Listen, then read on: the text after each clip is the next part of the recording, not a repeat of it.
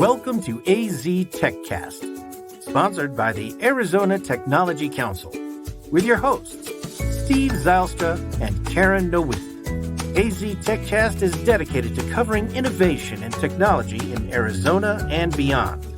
Broadcasted monthly, AZ TechCast invites leading experts to have real conversations about what is happening in the tech sector across the state of Arizona. From regional news to innovative startups, companies, and emerging technologies, AZ TechCast covers the critical issues and economic trends propelling the state's growing tech ecosystem. Should we build out our internal ID department or work with a managed service provider? Should we onshore or offshore IT support? And how can we attract qualified IT talent? We're going to get those answers to those questions and many others in just a few minutes. I'm Karen Nowicki, president and owner of Phoenix Business Radio X, and I'd like to welcome you to AZ TechCast, sponsored by the Arizona Technology Council. AZ TechCast is dedicated to covering innovation and technology in Arizona and beyond.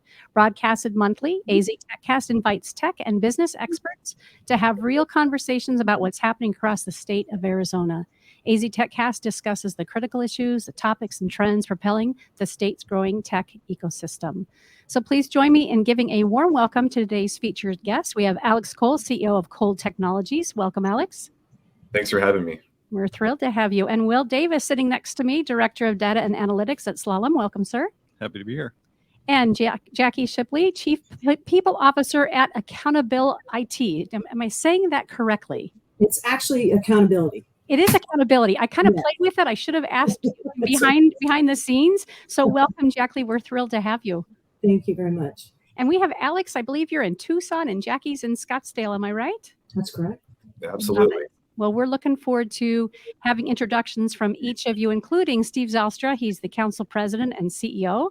And we're going to launch into a discussion to enhance how your IT strategy and can better prepare your shifting trends in technology. Before we do that, we want to dive in and have each of you introduce yourselves so our listeners and viewers know a little bit about you.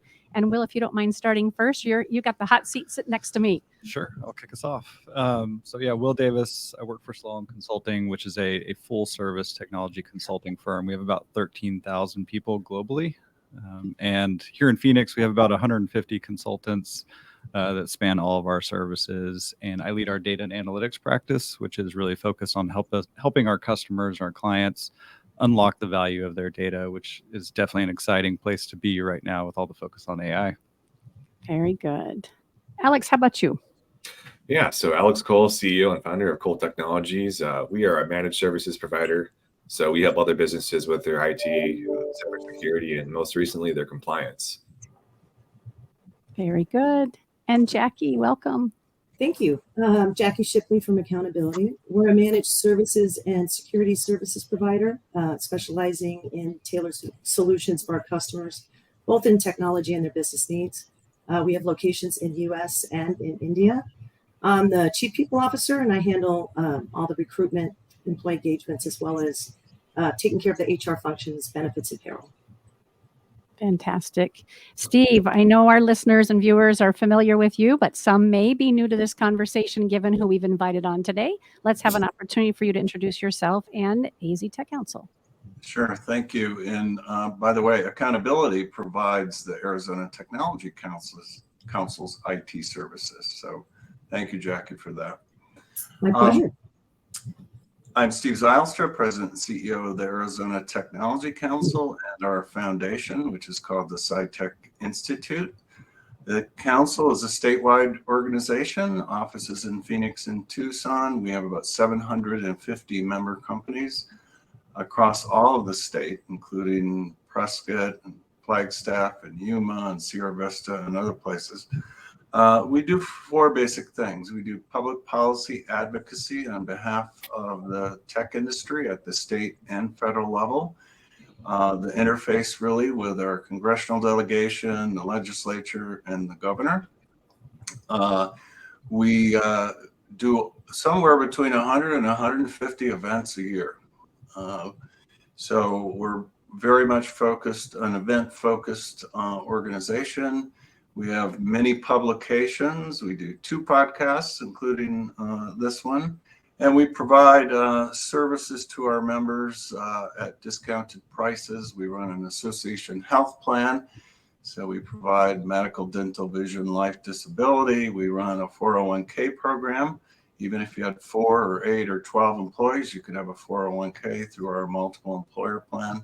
So really a full service trade association working on behalf of science and technology based enterprises. Fantastic. Thank you for the great introductions from all of you. So let's start from the very beginning, kind of a basic place to start. Can you help us define information technology, IT? What are some of the specializations that fall under IT? And we'll really let each of you just kind of round robin. And if you have something to offer, please do. And if not, we'll make sure we slide over to the next question.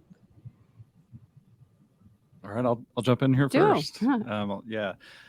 IT is obviously really, really broad, and each one of us probably has a little bit of our own focus within that domain. But at a fundamental level, it's kind of moving ones and zeros around, and anything that's involving that, IT is going to be touching it. Which I think for every company, they're going to have an IT component to it.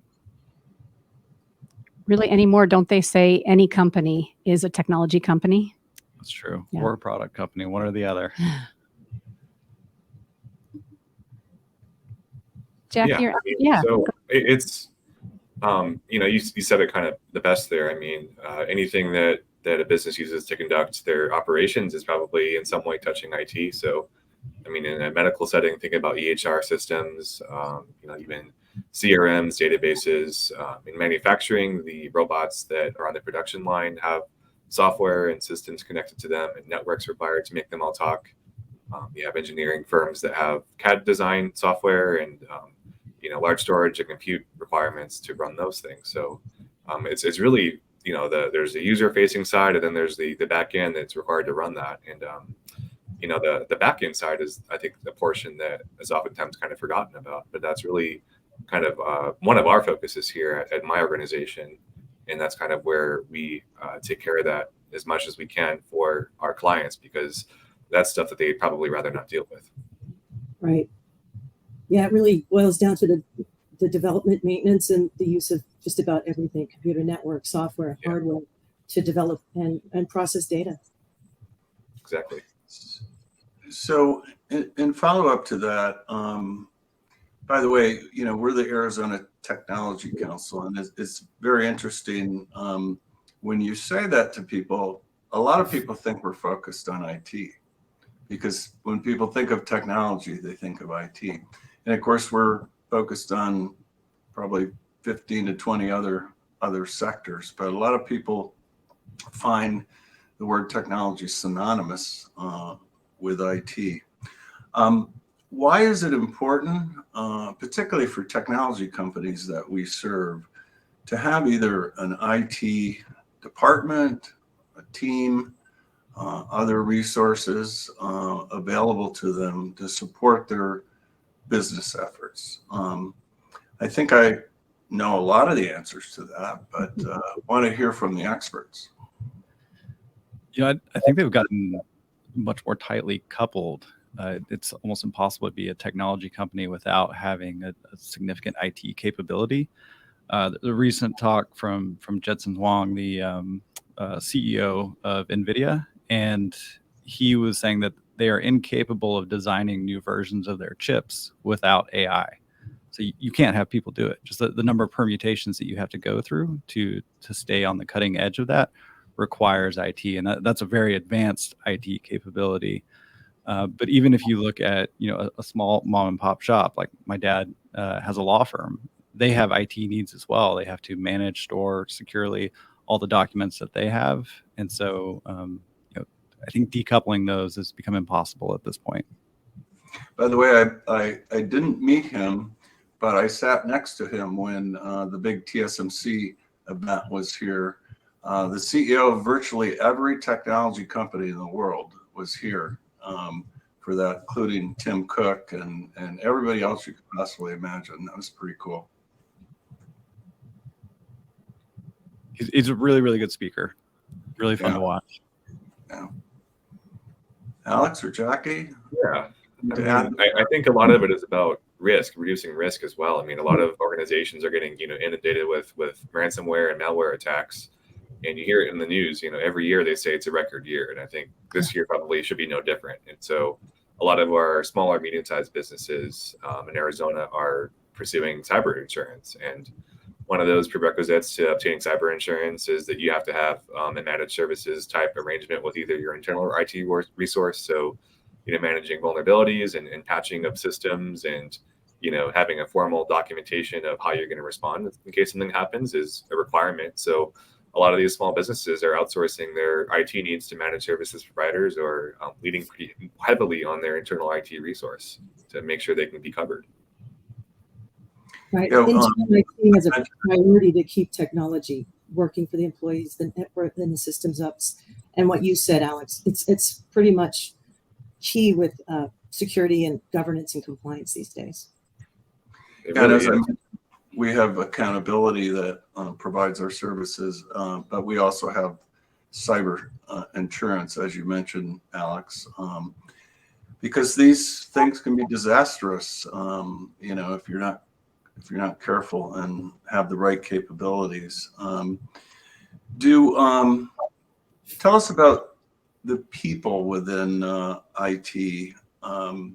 Do they tend to work in silos? Do they tend to work in teams? Are they cross-functional? Are they company-wide? Give us a little flavor for what that all looks like. I'm going to say yes to that question. I think when it comes to just the day-to-day, daily repeatable tasks, only one group needs to be touching it. There doesn't need to be any communication across different groups. I think it's, silo is probably the way to go. But when you have some sort of critical issue and it comes in and you can't triage it, and you're not sure if it's a cyber attack or system or application or network, I think it's very important that you get cross-functional teams together, sort of in the quote unquote same room, looking at it at the same time. It just promotes faster resolution. Yeah, I think along those lines, one of the things that you want to be, you want to have, I guess, silos by design, in the sense that you're intentional about where your silos exist. You can't avoid them entirely. People can't be spread so thin that they can't do anything effectively, but you don't want your silos to be visible to your customers. So if I'm interacting with you via one channel, I expect to have a similar experience via another channel. And so I think it's okay to have silos, so long as those silos are by design and they're not accidentally created through your boxes and lines that you've drawn from an organizational perspective. Or more often than not, people will draw those lines along architectural boundaries in your tech stack. And I, as a customer, I don't care what your tech stack is. I shouldn't have to care, but I don't want to be facing friction in my experiences because of the silos that you've created. Yeah, 100%. And so silos really, exist functionally for a lot of reasons. And I think one of those reasons in my mind of why they're good sometimes is separation of duties. So, for instance, in cybersecurity, you don't want to have the person with all the keys to the kingdom, like a system admin or somebody with a lot of privileged access, also be responsible for the security auditing, because the opportunity for something malicious happening there is stronger. But I think it's more important than ever to work cross-functionally across organizations, departments, because the value that IT provides it far exceeds, the old adage of having a computer guy, right? It's business systems, it's millions and millions of hours of data. It's so much more than just what you're seeing on the computer. Sounds like how Jackie started us off is sort of all the above. Yes, the answer was yes, right? Yeah. It's a great segue to another question around internal IT departments versus MSPs, the managed service providers. Can you each speak to the pros and cons, and does it make sense, or is it worthwhile to have both? Is the answer yes, Jackie? Can I add another sub question to that? Of course. When is it necessary or important? What size do you need to be before you have to have some on-premise capability? I think no organization is too small to have some sort of support, whether it's internally or externally. And I've helped organizations who are very small, who, for example, maybe they're looking at government contracts, so they have some really complex cybersecurity and IT needs that they should engage with an MSP kind of earlier on to help them with the design, because down the road it's going to be a lot harder, more expensive, and more disruptive to make changes. So I think everybody can benefit. It's whether or not you're ready to spend the time and resources needed to get that going. But there's always a benefit, always a benefit. Yeah, a good rule of thumb that we use is whatever IT capability that or application or experience that you're trying to manage, is it a core capability for you? Does it provide you a competitive advantage? And if so, then that's something that you should look at taking in-house. You want to have that continuity of knowledge. You want to be able to spin that up, spin that down, and you can do that sometimes with outsourcing, but you always want to have the continuity of your internal people who know your customers and they know your ecosystem and they can move quickly with it. And then for some of the things on the periphery that aren't core to you, then that's where you're using those SaaS solutions. That's where you're using an MSP to manage those things, so that you're not focusing a lot of your brain power on those non-core activities.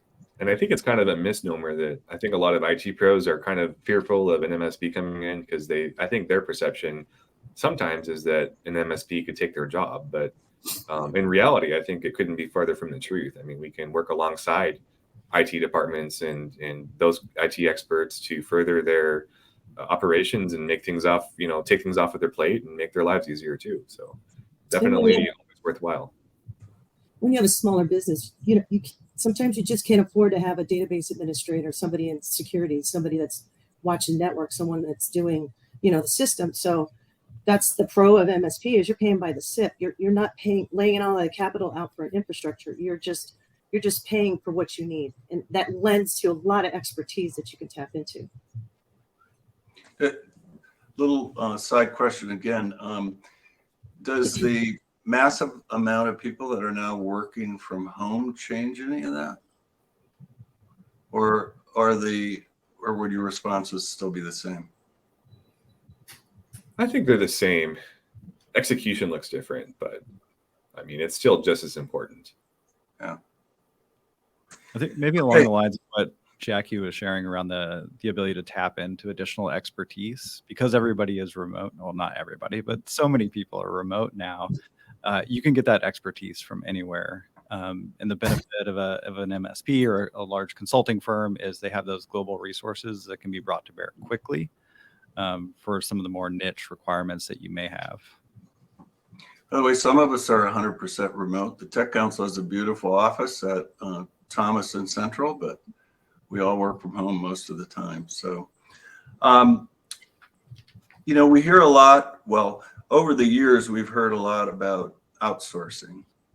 And I'm wondering whether or not, what do you have to keep in mind, whether you're offshoring, outsourcing, or even what really has become popular, because I get this question all the time, nearshoring, right? Some people are requiring, because of all the supply chain issues, that their resource be at least close by, right? In our case, that'd be Mexico.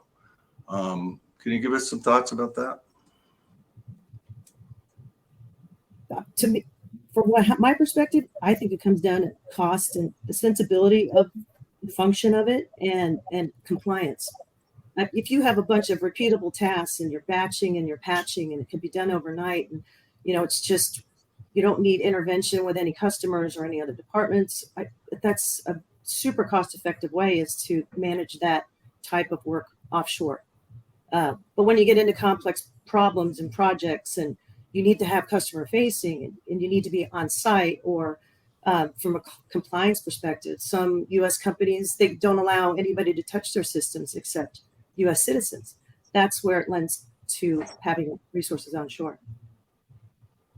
Yeah, I totally agree with that, Jackie. A lot of the times I see, well, why don't we just outsource this? Or why would you go with a local MSP instead of outsourcing this task to somebody who might be able to do this work at night when no one's here? And then that's cheaper for us too. And it's it comes down to security at the end of the day, and trust of, you're giving somebody access to your system, and anytime it leaves the country, I mean, you might actually be creating an export issue depending on your customer. But I think that it comes in down to specific use case. You would give that offshoring a specific kind of sub task or a sub not a subcontract, but just a smaller portion of it. And you would still want to maintain that relationship and that overall project. But there's a time and a place for both, I think. I think Jackie nailed on the head in terms of making sure it's the right task and the right use case that you're offshoring for. We had a client at one point that they started with some of the lower complexity work, and then they started moving upstream further and further into the more complex work, kept offshoring, eventually got all the way to their business analyst function was offshored. And what you had this tremendous drop off in terms of the quality of the work that was occurring. And then you're also placing a huge burden on the internal resources that stuck around. And so you started to have morale issues there. And so to Jackie's point, the answer is it depends. And you have to be thoughtful in your approach of what are the right tasks, because there are significant cost savings with going offshore, and there are absolutely perfect use cases for it. So having that approach and having somebody help you kind of walk through how you're thinking through that is the right way to go. You also asked about nearshore really quickly. And one of the huge benefits of that is time zones. Especially we've seen with like Mexico and Costa Rica, they're basically in the same time zone. And so you're working, at the same time. It doesn't put that huge burden again on your people to work some of the offshore hours with the handoffs that happen there with, say, like an Indian offshore. Just an anecdote I wanted to share, which is kind of interesting. So I won't mention the company, but we have a member company that is in the IT consulting business, and they've been around for 55 years, something like that.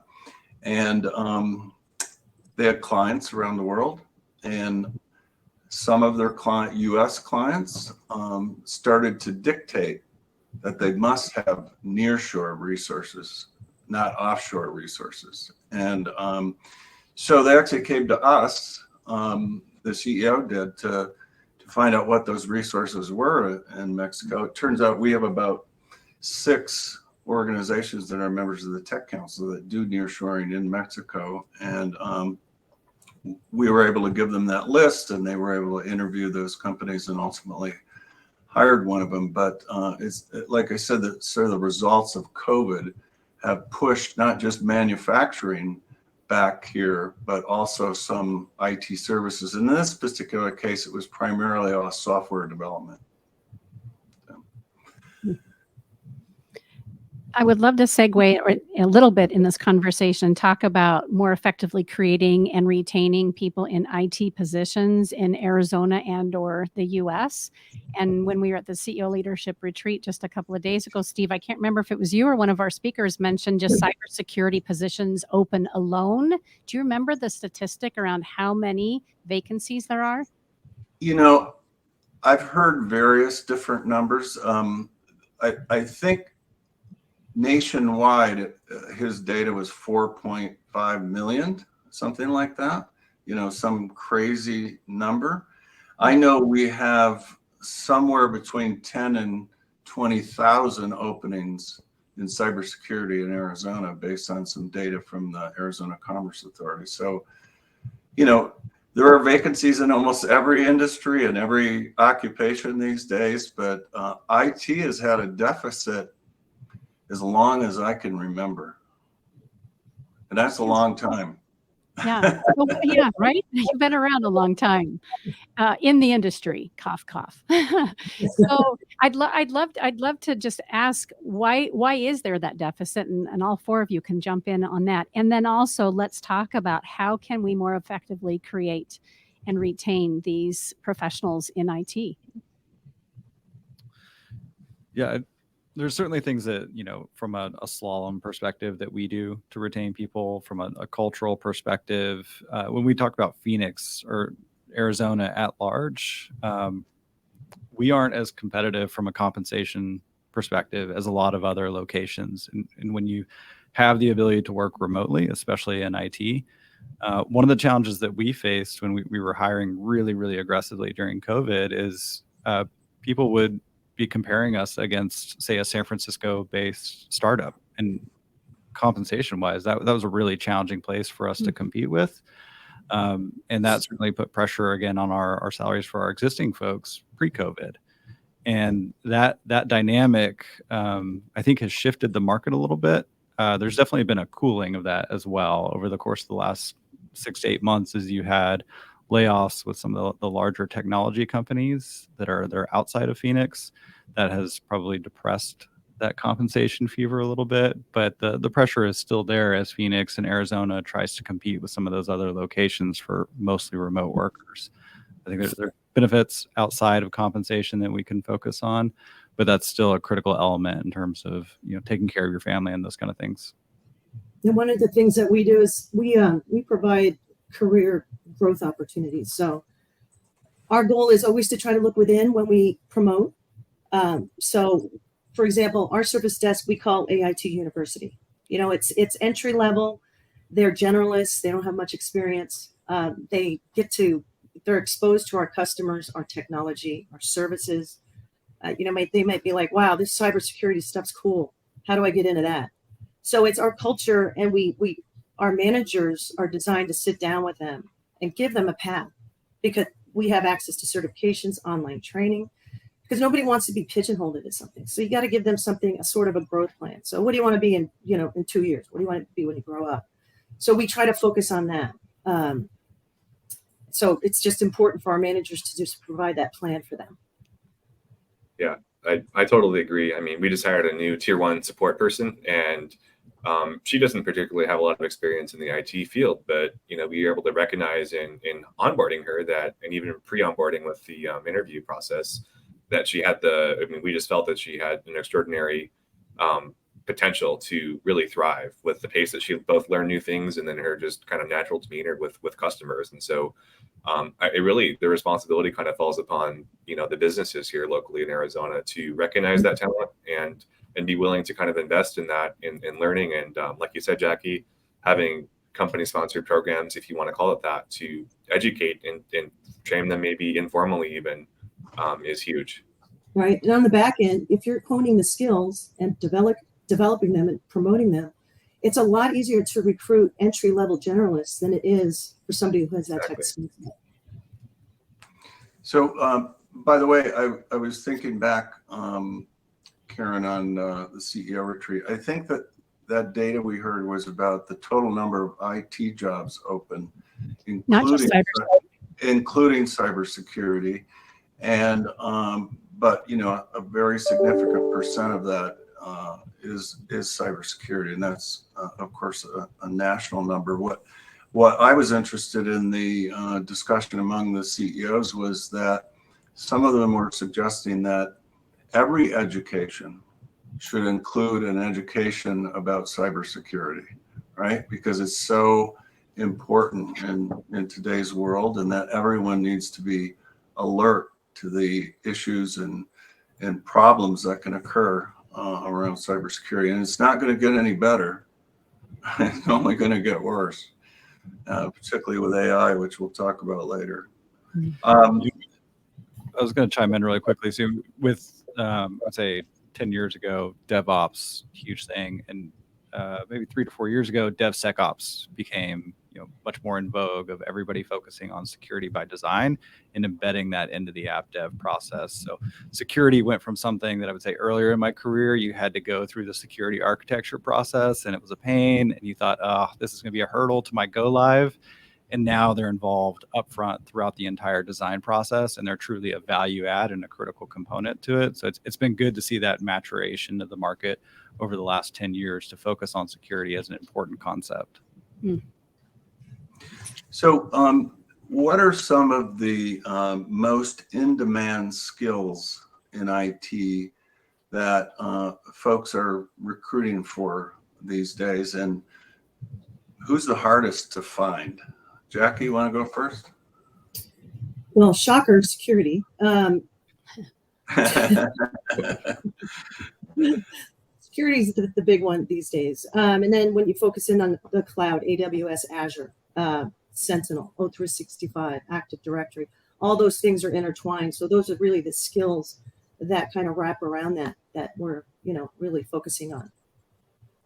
Yeah, vulnerability research is a big area right now, and it kind of dovetails into cybersecurity. But I mean, you hear about all the CVEs out there, and those are only the ones that we know about. So the more folks that fill those vacant positions, the safer that everybody's solution becomes. I guess in terms of scarcity of supply, maybe it's COBOL developers. Seems like everybody needs those and they're hard to find. But in terms of what we focus on, it's definitely the cloud, as Jackie mentioned. If there's a cloud component, whether it's on the data engineering side or the app dev side, cloud, everything.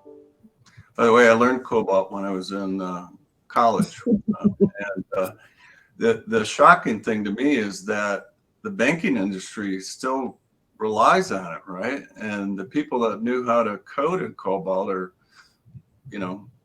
retired. Let me say that. So the demand is significant. But I'll tell you what I hear most, because we do a lot of work in workforce development and education, is that people say that the hardest people to find are software developers. That's what I hear all the time. Whatever type of code you're talking about. So, but again, some of that may change with AI as well. And we'll talk about that later. I think Karen's probably going to want to go to a commercial. I am, but not before I share that I was thinking about Snapchat and TikTok and my 16-year-old and these kids who spend so much time on their games and their devices and in their social media conversations. If we could harness the power and start gearing them towards those kinds of careers, we'd be doing good, right? Not just leave it to SciTech Institute and their CSO program, but if we could just find a way to make that happen and start subliminally telling them what they should be focusing on career-wise, holy cow, instead of what's really happening in some of those environments. Anyway, on that note, I'm enjoying the conversation, and we're greatly appreciative of each of your contributions to today's conversation around IT. And we're going to take a moment to thank Arizona Commerce Authority, AZ TechCast 2023 Innovation Sponsor, and we'll hear from them right now. Our streamlined pro-business approach helps you achieve more by putting less between you and future success. Less red tape, lower taxes, less distance separating you from the tech leaders of tomorrow. This innovative ecosystem will supply your business with tools and resources to compete in the 21st century and beyond. But your future is more than just business success. In Arizona, the lifestyle you want is at your fingertips. Explore cities known for their Southwest heritage and modern vision. Enjoy beautiful scenery and endless outdoor activities on land, water, or snow. And if you're looking for a little friendly competition, we've got plenty of teams to choose from. With constant sunshine, vibrant culture, and natural wonder, Arizona provides a style of living that's entirely unique. People from all over the world call our state home. From student leaders who fill the classrooms of our top-ranked universities, to a skilled and abundant workforce that's ready for what's next. To the neighbors, friends, and peers we interact with daily, Arizonans are united by a pioneering spirit that moves us forward. So as you look to the future, know that it's filled with the perfect balance of innovation and high-quality living that makes life better here.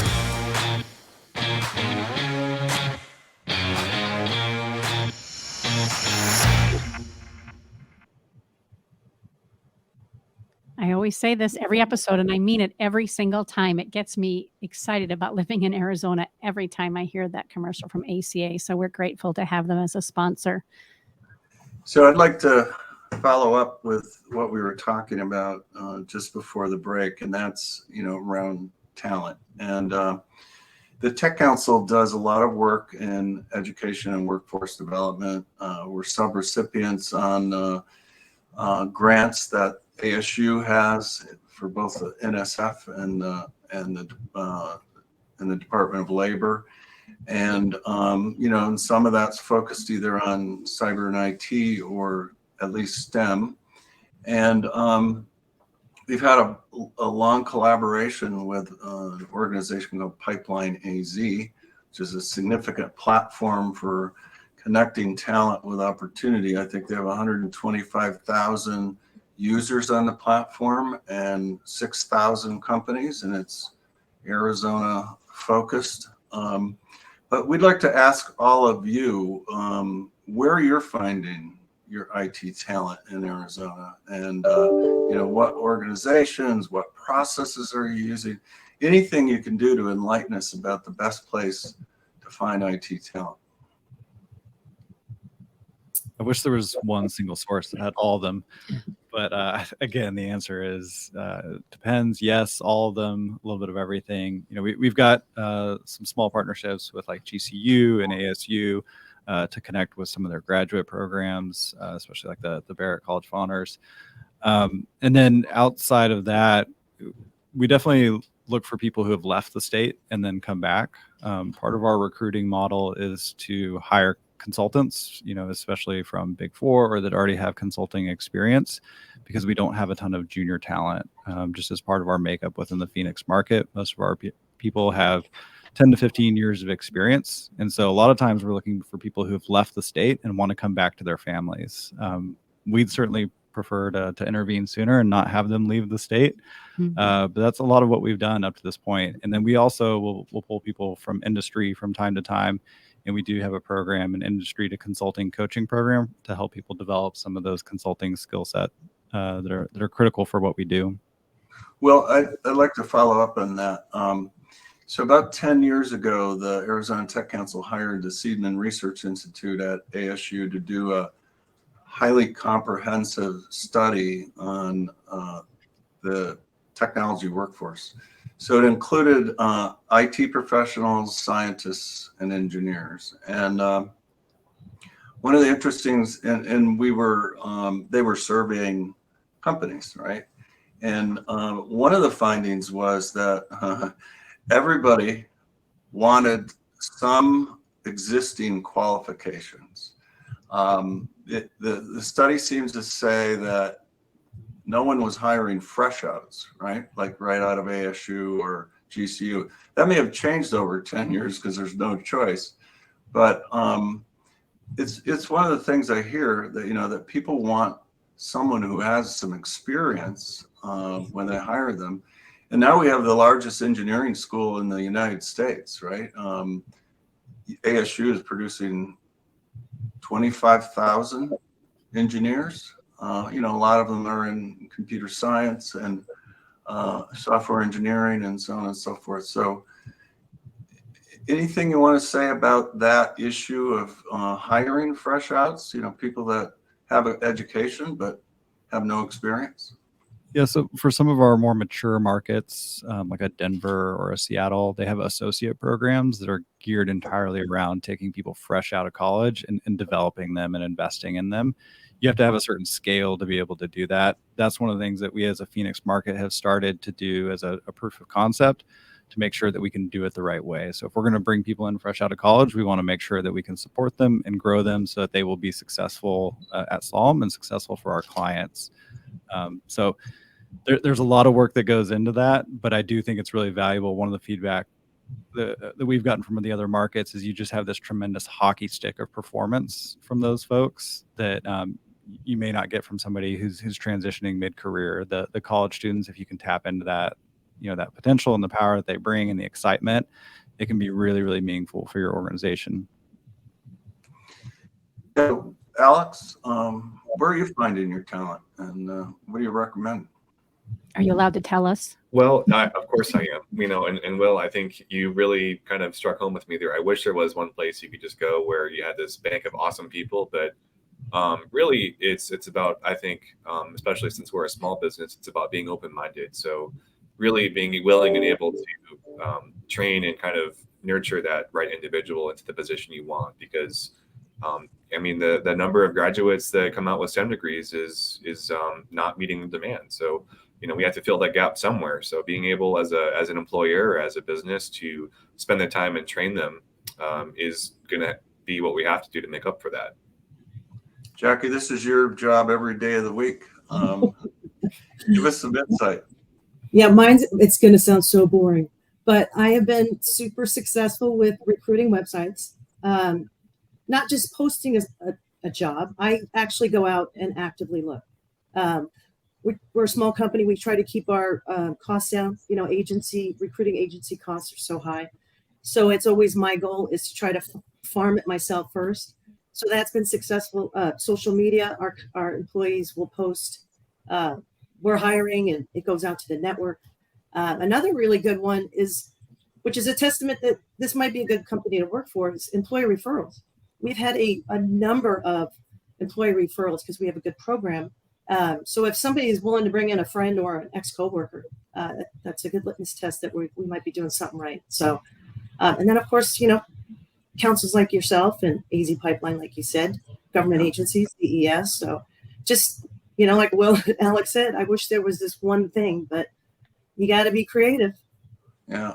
So something about the Tech Council and Pipeline.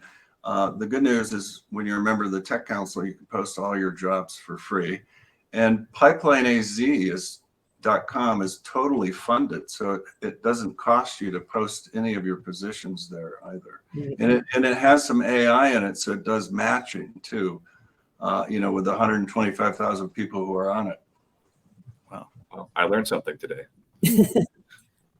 Jackie, you hit it on the head with the referrals. That I don't know if it's our dominant form of recruiting, but there's a lot more confidence whenever you're getting a referral. And to your point, if people are going to refer people in, that means that they do like working for the company. So all around, it's a good sign and probably the best way to do it. Do either of you or any of you incent your employees to refer people? Like, is there a monetary incentive? There is. Yep. It's not enough that, you know, they're going to bring in Joe Schmo off the street, but it's enough that it's worthwhile to put the effort in to find somebody good. Cool. And each of you have highlighted how you're helping to assist and educate throughout their tenure with you. That's got to speak volumes too about the longevity of your team and employees and their desire to want to bring in people that they care about and they want to work alongside. So kudos to all of you.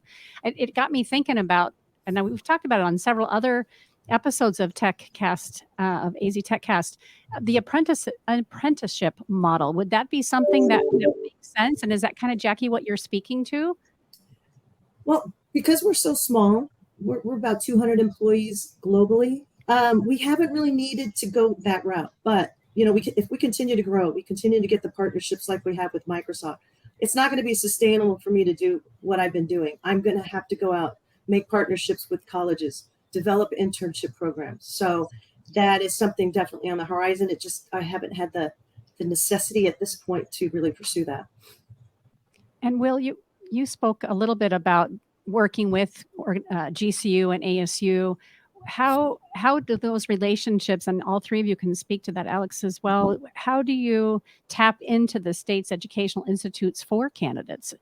I know in like at financial advisors we've had on shows before, they are going and finding opportunities to speak to those candidates and that sort of thing and help educate around career placement. What are some of the strategies that you guys have utilized or that you've seen in the industry for IT candidates specifically?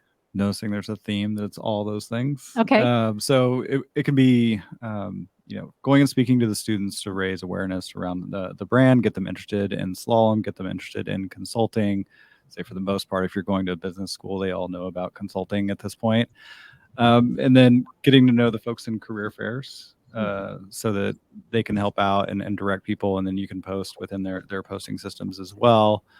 And then the last piece is referrals again. So through the relationships that are developed with the professors, they may have a really strong student and they'll recommend them to slalom. And so that's a really, really meaningful way to get people. So just a little anecdote again. So there's a program called Apprenti that is apprenticeship in technology, particularly in IT. It was actually developed by the Washington Technology Industry Association, our peer in Washington State, and is the most prolific apprenticeship program in the United States now, focused on IT. We brought it here when SRP, we worked with the Phoenix Chamber, when SRP was trying to reskill the people. The Navajo power generating station was shut down. SRP guaranteed them all jobs. So Apprenti came in and trained a cohort of individuals that had either worked in the coal plant or worked in the power plant in IT.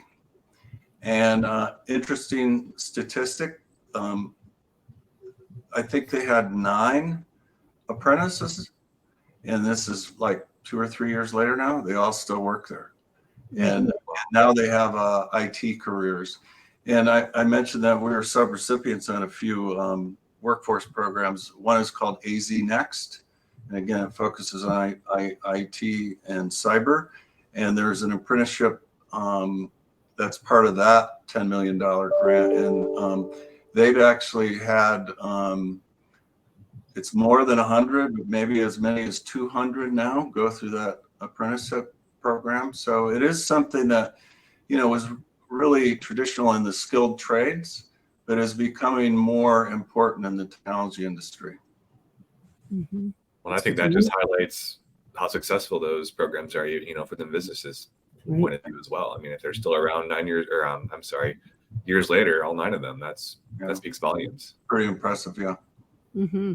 Another program I'll give a plug for, they're not paying me for this, is the Hiring Our Heroes program. So folks that are exiting the military have an opportunity to do an apprenticeship or internship with a company, and it's totally funded by the military. So for the last, I think it's like 2 to 3 months that they're on active duty, they can come in and work for your company and kind of get a lay of the land, understand it, and then ideally at the end of it, there's an offer, but that's not always the case.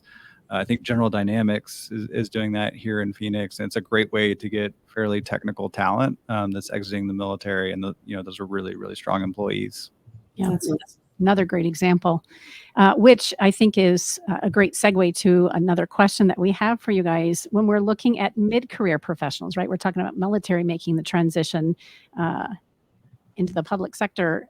Mid-career professionals, are you finding that a lot of people are looking to add IT specialties and IT skill sets to make a transition into some of these positions? And if so, are they standing out in front of other candidates? And how can we encourage more of that? Several questions in there.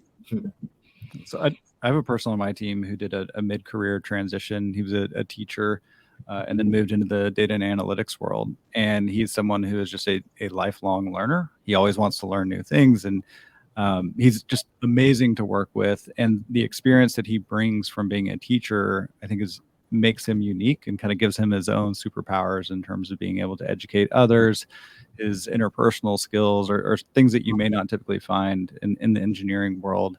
And so I love it when people make that transition mid-career. I certainly made that whenever I exited the military. And so it definitely requires some investment. And then ideally those people are investing in themselves up front to prepare for it and show that commitment, because it does take a lot to learn the IT skills. They're definitely more technical and challenging in their own way, especially if you don't necessarily have that predisposition toward it.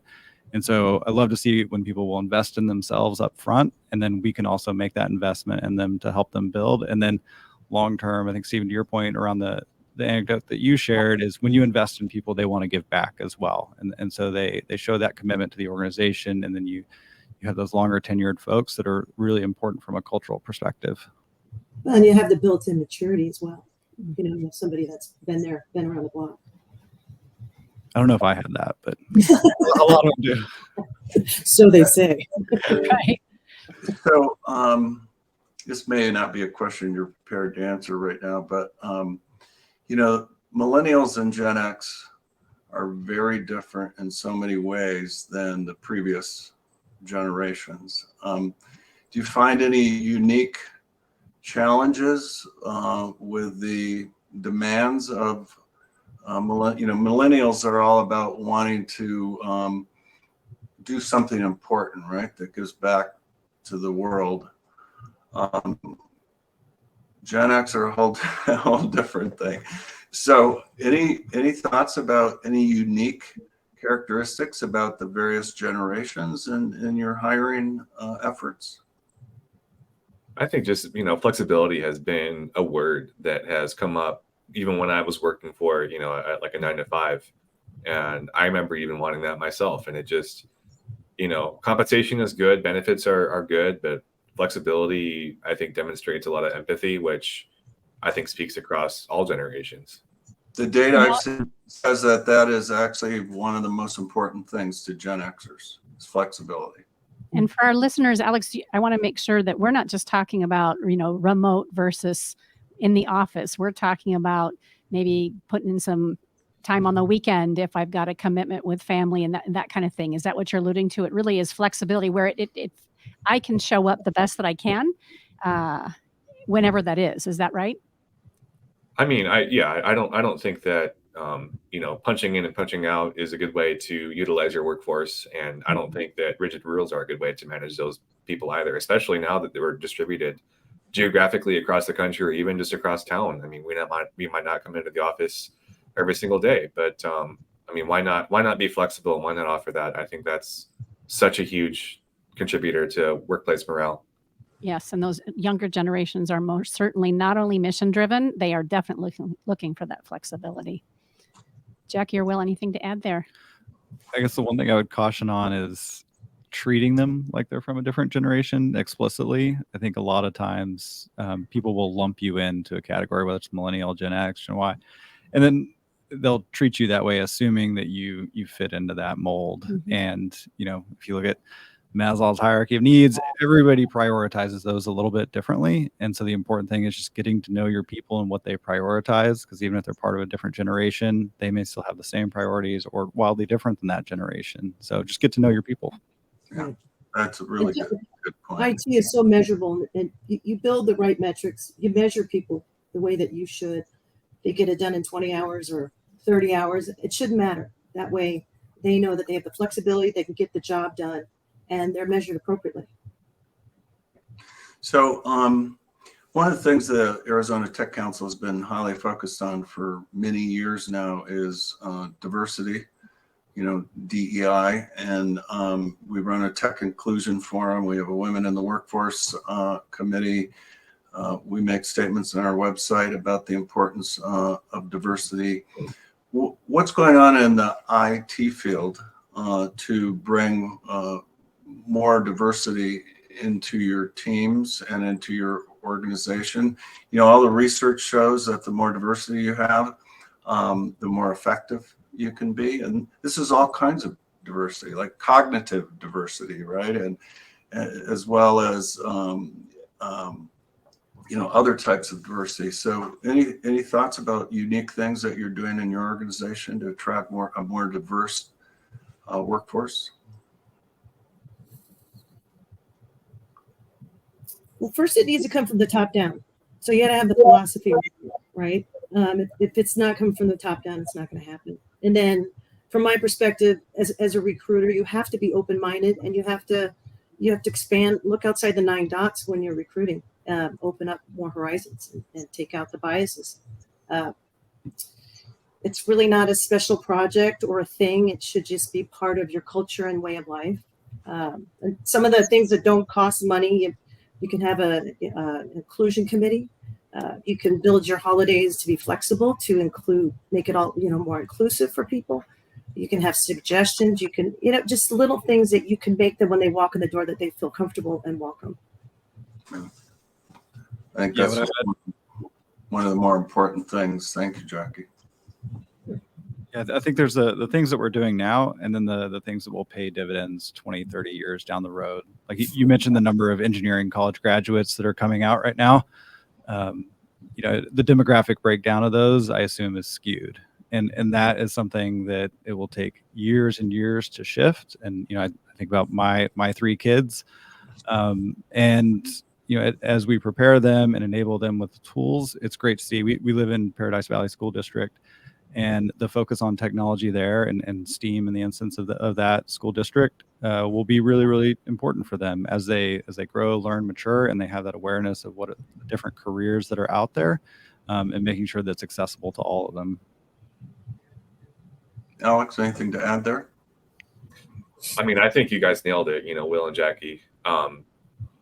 People are the biggest asset to a business. And I think sometimes it's forgotten too far frequently that we need to treat them like just people. And, that means being having an open mind rather, and being willing to, question, your own understanding of how things might have been. So super important. I'd also add to that conversation real quick, Steve, for our listeners and viewers, if you say to yourself, I've got an open mind and I just don't know how to go about, treating my company and hiring with more diversity and inclusion in mind, there are plenty of resources. Reach out to the Arizona Technology Council. You can Google online, right?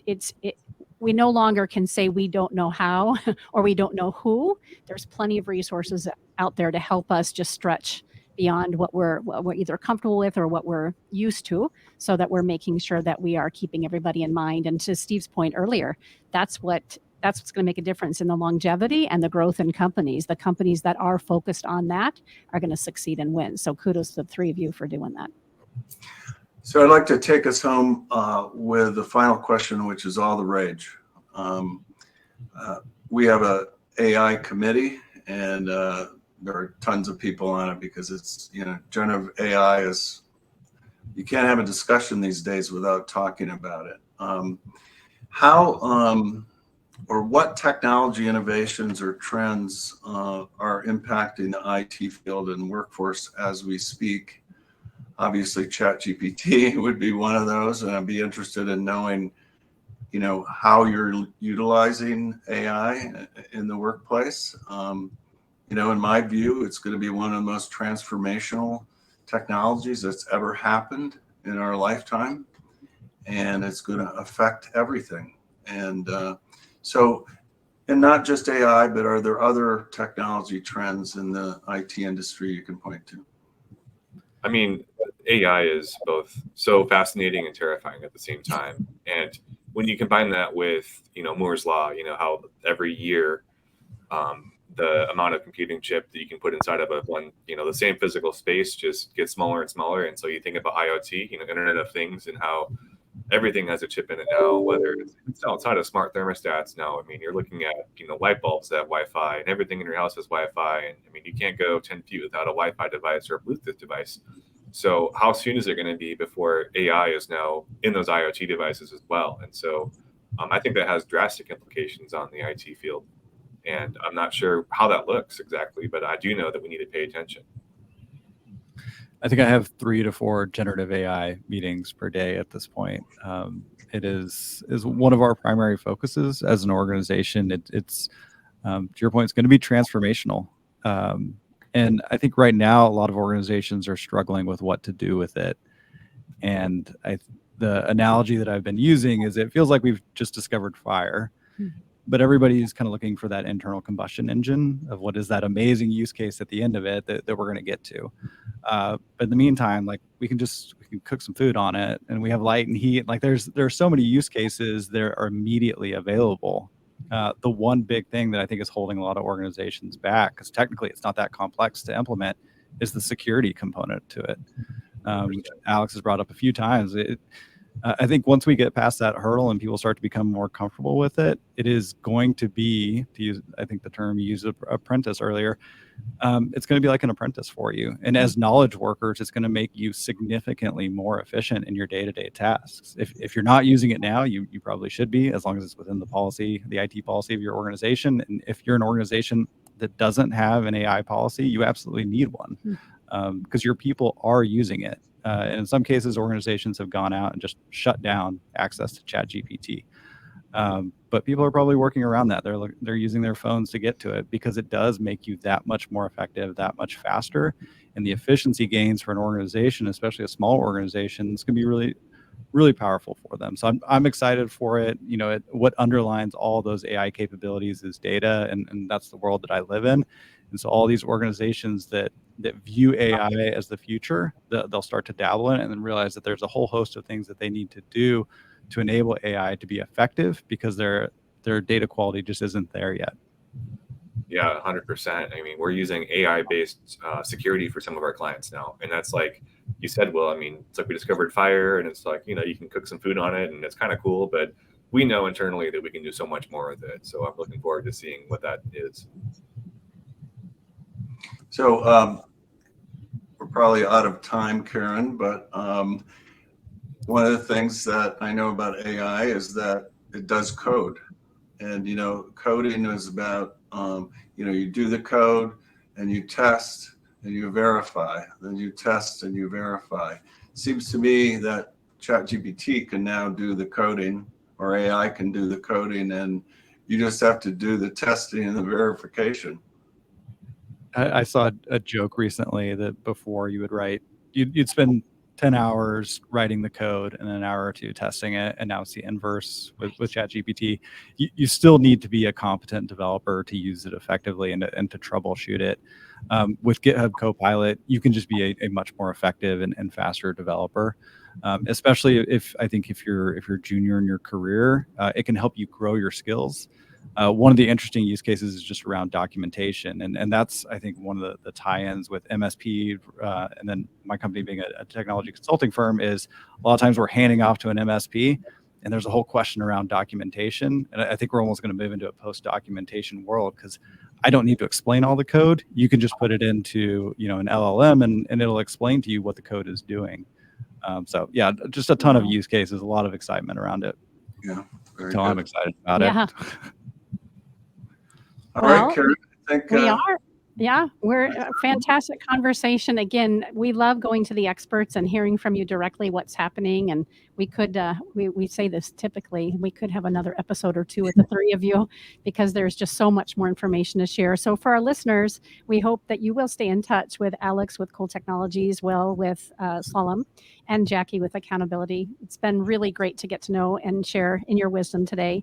Thank you for each of you for being here. You've been listening to AZ TechCast, brought to you by Phoenix Business Radio, as well as Arizona Technology Council. Today's AZ TechCast was also brought to you by Arizona Commerce Authority, the state's leading economic development organization with a streamlined mission to grow and strengthen Arizona's economy. We're always appreciative of Arizona Commerce Authority.